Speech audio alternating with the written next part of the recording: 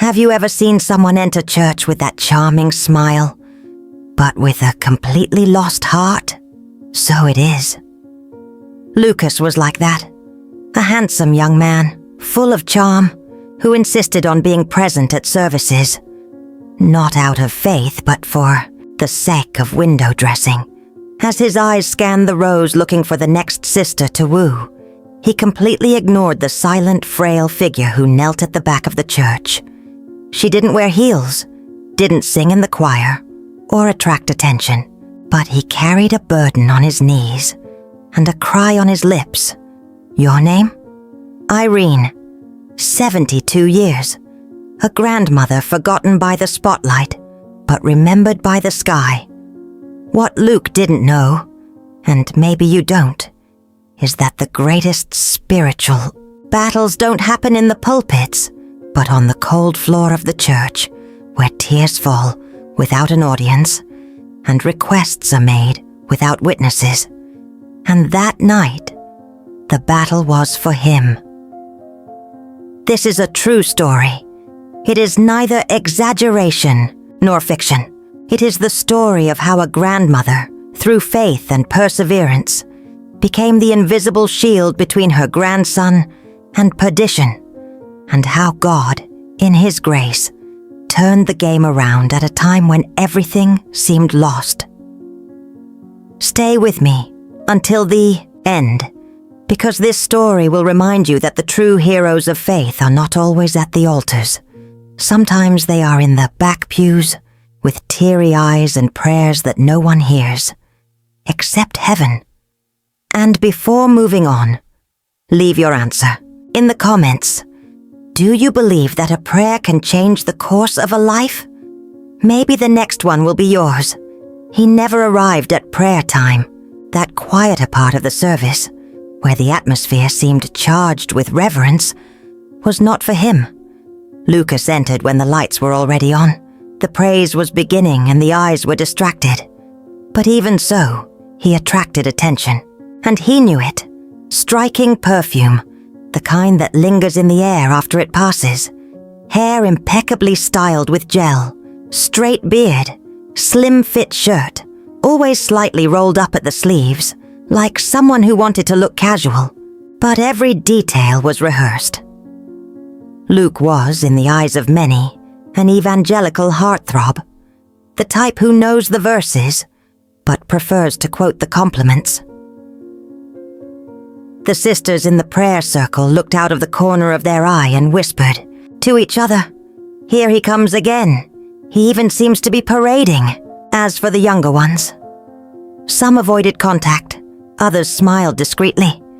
Some waited for the service to end just to see if he would stay for lunch. Lucas, in turn, made no effort to hide his objective. During the praises, he did not close his eyes. I watched. During preaching, he pretended to take notes on his cell phone, but responded to direct messages. And yet, no one could say he wasn't there. Yes, it was. Every Sunday. But there was one detail that few noticed. Lucas always chose the same bank, 3rd row from the left, near the hallway. It never changed. He was never late to the point of not getting that spot. Some thought it was habit, others strategy. But what no one knew, not even him, was that his transformation would begin on that bench. It was the only place he couldn't avoid, being seen by the woman who prayed most for him, his grandmother. The service followed the usual rhythm, soft lights, tuned instruments, voices that filled the temple with exciting praises. And in the center of the altar there was the youth choir, a group of dedicated girls with well-pressed dresses, sincere smiles and voices that seemed to touch the sky. Lucas paid attention, but it wasn't the lyrics of the song. He mastered the art of restrained flirtation. It wasn't rude. It wasn't explicit. It was that kind of look that comes with a half smile, a slightly arched eyebrow, and a slight tilt of the head. Enough to plant a doubt in the hearts of whoever noticed him. Did he look at me? Or was it just an impression? Some girls thought it was funny. Others pretended to ignore it, but none of them denied it. Lucas had a presence, always elegant, fragrant, polite in words. A true gospel prince in the eyes of those who only saw the surface. During the break between the praises and the preaching, while everyone was still standing, he moved around. I went to get water, greeted someone, discreetly complimented a sister's dress, asked which ministry she was part of. He was sociable, communicative, irresistibly friendly. But what few knew was that behind that charisma, there was a deep emptiness. Lucas used charm as a shield. He didn't just want to flirt. He wanted to feel seen, validated, desired, important. His heart was hurt, marked by rejections, abandonments, and a loneliness that he dared not confess to anyone. And no matter how much he surrounded himself with smiles and likes behind the scenes of faith, there was something, or rather, someone, who saw beyond the character. Sitting at the very back of the church, on her knees on the floor, eyes closed and hands clasped, was she, Donna Irene, the only one who saw her grandson, and not the pretty boy in the front seat. Donna Irene didn't sing in the choir. She didn't preach. She didn't use a microphone.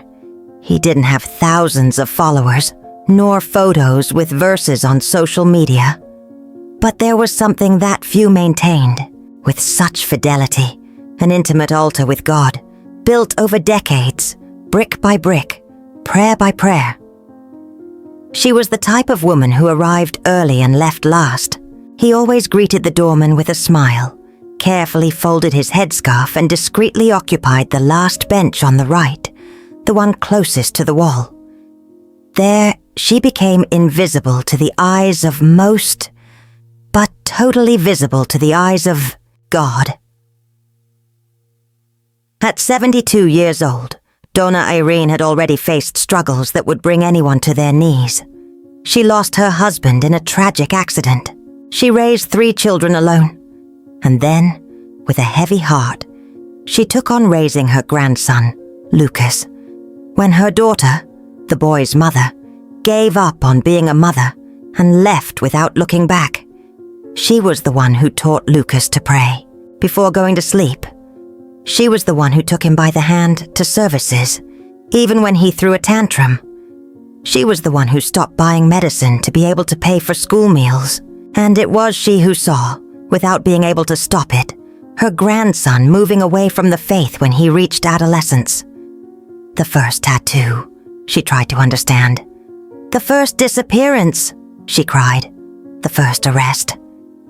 She could only say, "I forgive you." But he never stopped praying. Never.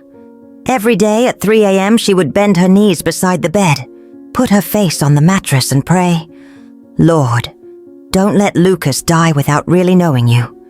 Make him come back. Make him remember the altar we built when he was still little." Many said she was stubborn. Others, that she should accept reality. But Irene was driven by something the world already called madness. Unshakable faith. She believed, even when everything said it was, impossible. And when Lucas appeared by surprise at a youth service after years away, she didn't celebrate out loud. She didn't run to hug him. She just knelt down. And he whispered through tears, "Thank you, Jesus. I knew the Lord was coming." And it was there, that same night, that she decided, I wouldn't leave the church until I saw his heart transformed, even if it took weeks or a lifetime. Most people saw Lucas as he was there, young, confident, outgoing. But no one imagined the tortuous path he had taken to occupy that pew at Sunday service. Behind the ready smile there was an accumulation of wounds, some open, others carefully disguised. Lucas was born into a home that fell apart before he even said his first word. Son of a 16-year-old teenager, raised far from his father, a name never mentioned, and an absence that screamed throughout his childhood. His mother, immature and lost, left when he was just 3 years old, leaving behind a bag of clothes, a frayed teddy bear, and a grandmother on her knees with a grandson. In her arms, Donna Irene, already a widow at the time, did not hesitate. He raised the boy as if it were his last purpose in life. There wasn't much, but the little was always shared. The food, the blanket, the hope. She cared, taught, corrected with sweetness and faith. And more than that, she prayed. Every day. For him. Always for him. As a child, Lucas was sweet, curious, obedient. But as a teenager, something changed. Suspicious friendships began. Unexplained departures began. Looks filled with contained anger. The grandmother tried to talk, but he closed himself off. Until the first nights away from home came. First involvement with drugs, and the inevitable happened. Lucas was arrested at age 18, accused of drug trafficking. Donna Irene was the only one to visit him. Even humiliated, even ignored by him, even abandoned by everyone, she went. He carried bread and words of comfort. He carried a Bible and tears in his eyes. He pretended not to hear. He said that God doesn't care about people like me. But she never argued. It just said, "One day you will remember everything we planted together." Lucas left prison colder, more skeptical, more cynical. But a part of him, perhaps buried deep inside, still remembered his childhood, the prayers before bed, the biblical stories told by his grandmother by candlelight when the power went out. And it was this memory that took him back to the church, without knowing why, any Sunday. An unintentional visit. Or at least, that's what he thought.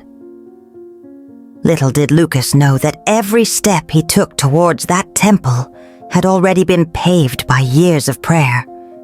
Donna Irene didn't pray for him every now and then. She prayed for him every day, with name, with time, with crying. And now he was there, even though he was still lost, even though he was still playing at winning hearts. But the real target that night would be his. It was an ordinary night, at least in the eyes of those who arrived. He sat down and opened the hymnal as he always did. The praise flowed smoothly. The sound of the keyboard echoed serenely, and the service seemed to follow the same script as on so many other nights. But in the spiritual world, something was about to be broken. Lucas was late. Again, he arrived, smiling as always. He greeted some young women, made a joke as he passed through the aisle, adjusted his shirt sleeve and sat in his usual seat.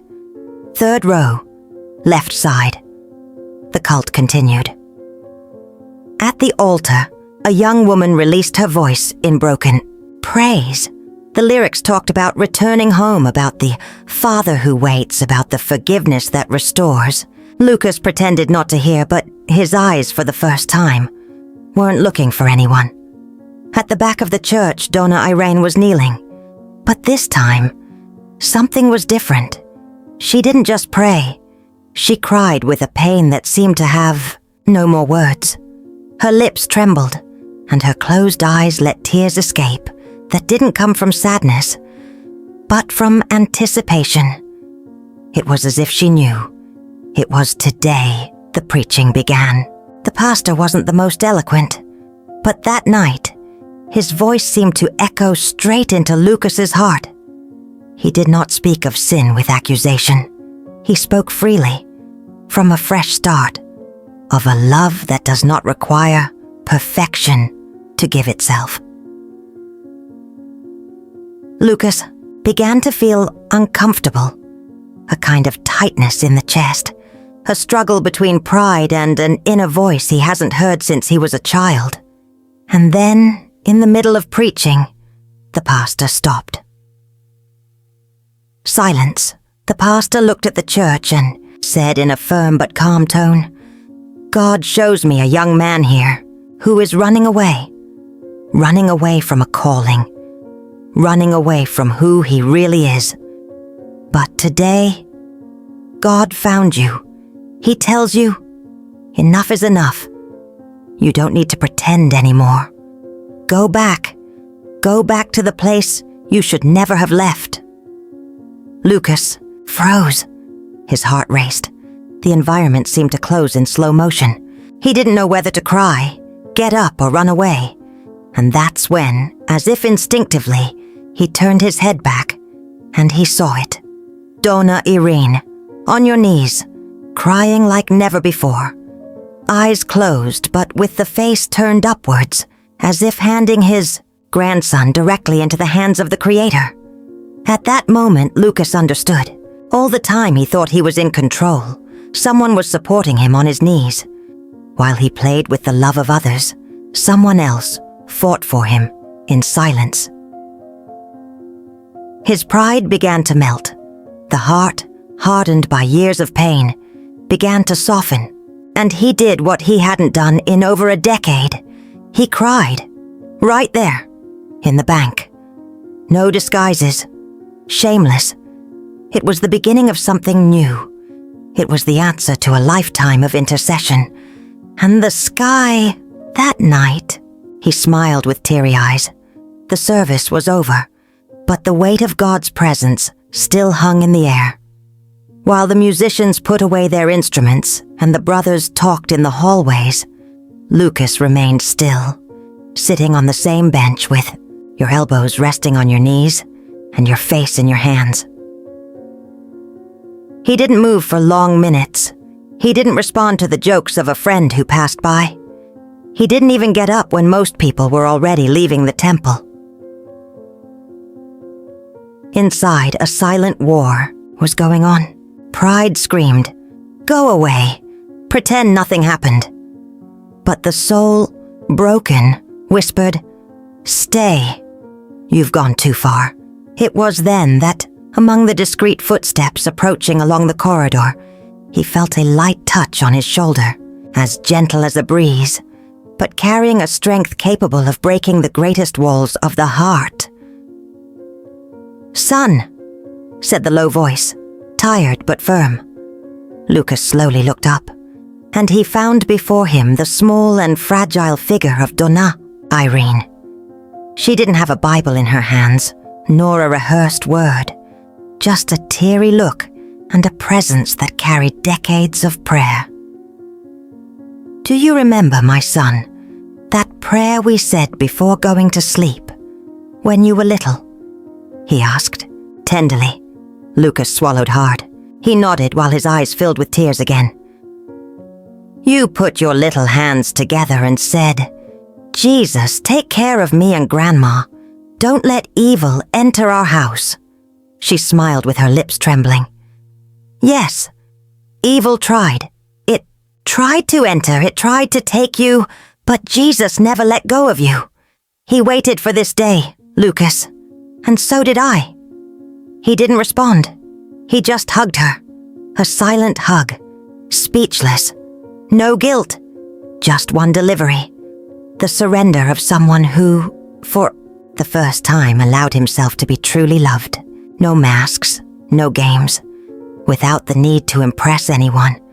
That touch on the shoulder, that trembling voice, that woman with the smell of home and prayer. That was all Lucas needed to completely disarm himself. From then on, there were no more excuses.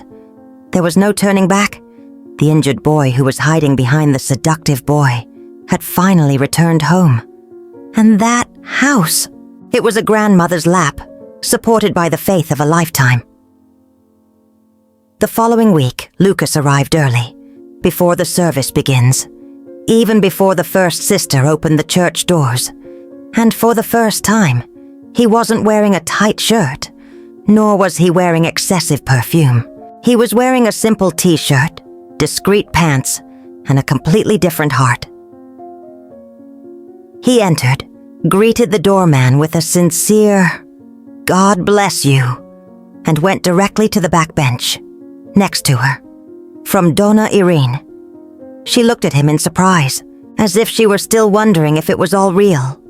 And he, with a shy smile, took her hand and said, "Today I want to pray with you, just like we did before going to sleep." She couldn't hold back the tears, because in that simple gesture, she saw the complete miracle. On the Sundays that followed, the flirting stopped. The choir sisters were surprised. Some even commented, "Has Lucas changed? It seems more serious now. Did you see that he prayed at the end of the service?" But what few knew is that the change wasn't just in behavior. It was essential. Lucas didn't want to be noticed anymore. I wanted to be transformed. He began attending Bible school. He signed up for church courses. He left old contacts, old companies, invitations to parties and everything that no longer suited the new heart that was being generated within him. And one day, without fanfare, he asked to be baptized. In that service, when he came out of the water, he looked at the crowd. But his gaze was looking for one person, Donna Irene, sitting on the same bench as always, now with her hands on her face and her shoulders shaking with emotion. Today it wasn't just a grandson who was born again. It, she would say later through tears. Today a man was born that heaven already knew. Months later, Lucas began leading a youth cell.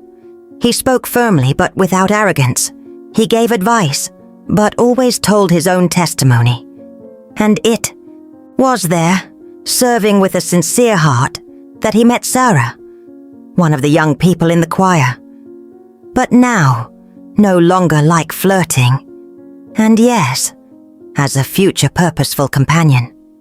They started a serious relationship, founded on prayer, fasting, respect. And each step was closely monitored by Donna Irene, who now smiled more, slept better, and continued praying, no longer with supplication but with gratitude. Luke's transformation was not just the answer to a prayer. It was the fruit of a lifetime planted in faith.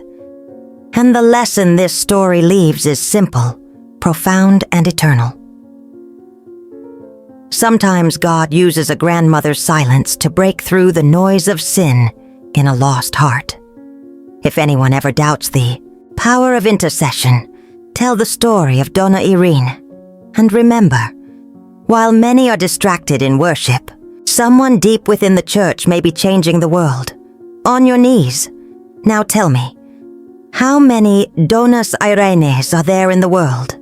How many praying women are, right now, interceding for someone who cannot even imagine the magnitude of the spiritual war being waged in their name? Maybe you know someone like that. Or maybe you are that person. This story is not just about Lucas. It's about transformation. It's about promises that don't die, even when everything seems lost. It's about the power of a silent prayer that echoes louder in the sky than 1,000 screams here on earth. If this story touched your heart, share it with someone who needs hope. Send it to that grandmother, mother, aunt, or friend who prays silently for a miracle. Or tag that person who, like Lucas, may just be waiting for a touch from God to wake up. Comment below, "I believe in the power of prayer," and join a chain of faith that has no borders, no age, and no end. And if you want to continue listening to real stories of faith, transformation, and miracles that happen away from the spotlight, subscribe to the channel now. Here, each video is a reminder that heaven still responds, and that God still writes stories with knees on the ground and willing hearts. See you in the next video. But before you leave, remember, not every hero wears a cape. Some only carry a Bible, a handkerchief, and a prayer that never stops.